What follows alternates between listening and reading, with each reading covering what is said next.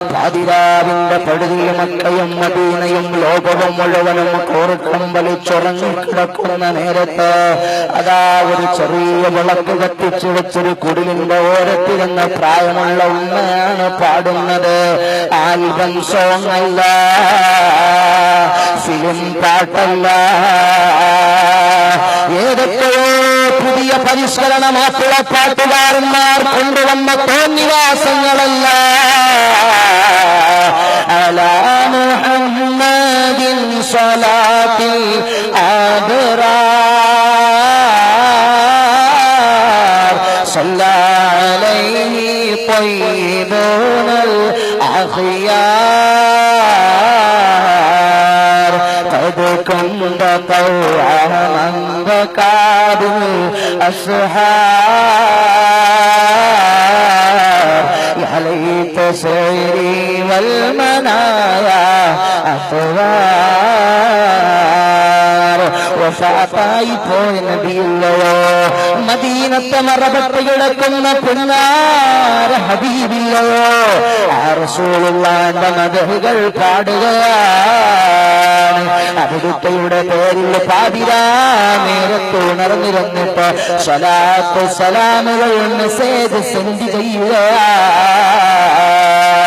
കാമുകിയുടെ മൊബൈലിലേക്ക് I love you എന്ന് message ചെയ്യുന്ന ചെറുപ്പക്കാരാ, നീ ഏത് ലോകത്തിരുന്നാലും മെസ്സേജുകൾ സെൻഡ് ചെയ്യും. മദീനയിലേക്ക് സലാത്തിന്റെ സലാമിന്റെ ലോകത്തിന്റെ ഏത് കോണിൽ നിന്ന് നീ ചെയ്താലും മദീനയിലെ ടവറിന് റേഞ്ച് ഉണ്ടാകുന്നോനെ എന്റെയും കൽബ് സംശുദ്ധമാകണമെന്ന് മാത്രമാണ്. ഉമറുൽ ഫാറൂഖ് തങ്ങളുടെ കൽബുകളാകെ വികൃതമായി, അവിടുത്തെ കൽബുകളാകെ പേടിച്ചുപോയി.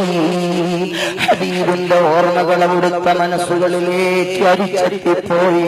എന്റെ നേതാവ്, എന്റെ ഹബീബ് വഫാത്തായി പോയ മുഹമ്മദുർ റസൂലുള്ളാഹ് സല്ലല്ലാഹു അലൈഹി വസല്ലം തങ്ങളുടെ പേരിൽ ഒരു പ്രായമുള്ള ഉമ്മ പാതിരാ നേരത്ത് ഏകാന്തമായിരുന്ന ആരുമാരും അറിയാതെ ഒറ്റയ്ക്കിരുന്ന് ഹബീബിന്റെ പേരിൽ സ്വലാത്തു സലാമുകളടങ്ങിയ മഹബ്ബത്തിന്റെ വരികൾ ആലപിക്കുന്നല്ലോ.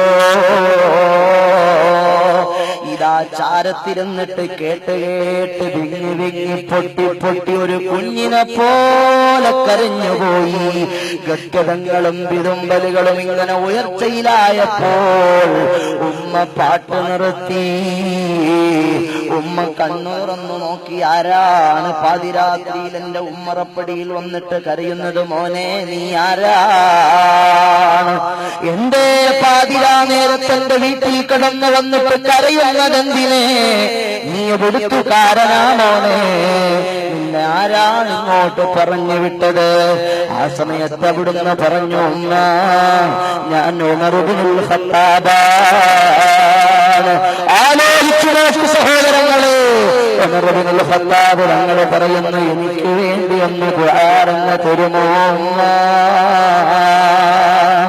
ആരാണ് പറയുന്നത്? 10 ലക്ഷം ചതുരശ്ര മൈൽ വിസ്താരമുള്ള വലിയ അറേബ്യൻ സാമ്രാജ്യത്വത്തിന്റെ മുഴുവൻ മതീസാധികാരങ്ങൾ കയ്യിലേന്തിയ ആരുമാരും ചോദ്യം ചെയ്യാൻ മടി വരുന്ന, ആരുമാരും ചോദ്യം ചെയ്യാൻ ധൈര്യപ്പെടാത്ത ലോകത്തൊരു ഭരണാധികാരിയും അന്ന് എഴുന്നേറ്റ് നിന്നിട്ട് ഉമർ ഇബ്നുൽ ഖത്താബ് തങ്ങളോട് ആരാടാ എന്ന് ചോദിക്കാൻ മടിക്കുന്നത്ര ബുദ്ധിപ്രഭാവമുള്ള ധൈര്യസമ്പന്നതയുള്ള മഹാൻ ഉമ്മാന്റെ മുന്നിലിരുന്ന് പൊട്ടി പൊട്ടി കരയുകയാണ്. ഉമ്മായോട് ദുആ വസിയത്ത് ചെയ്യുന്നു. ഉമർ ഇബ്നുൽ ഖത്താബ് തങ്ങൾ കളിച്ച ആളാണോ?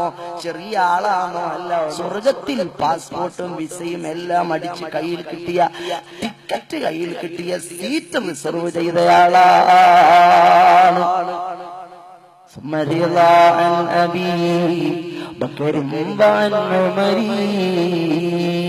അങ്ങനെ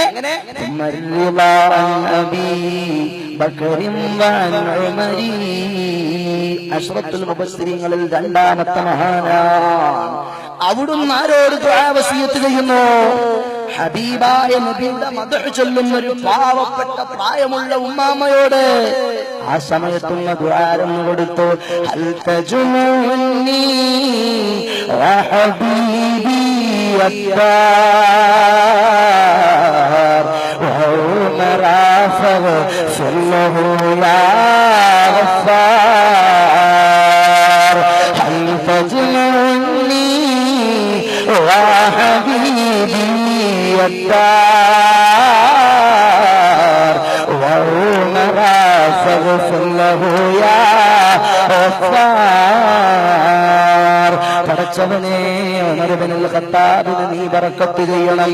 ഉമർ ഇബ്നുൽ ഖത്താബ് തങ്ങളെ നീ സ്വർഗ്ഗത്തിൽ എന്നോടൊപ്പം റസൂലുള്ളാഹിനോടൊപ്പം നാളെ പാരത്രിക ലോകത്ത് ഒരുമിച്ച് കൂട്ടണം.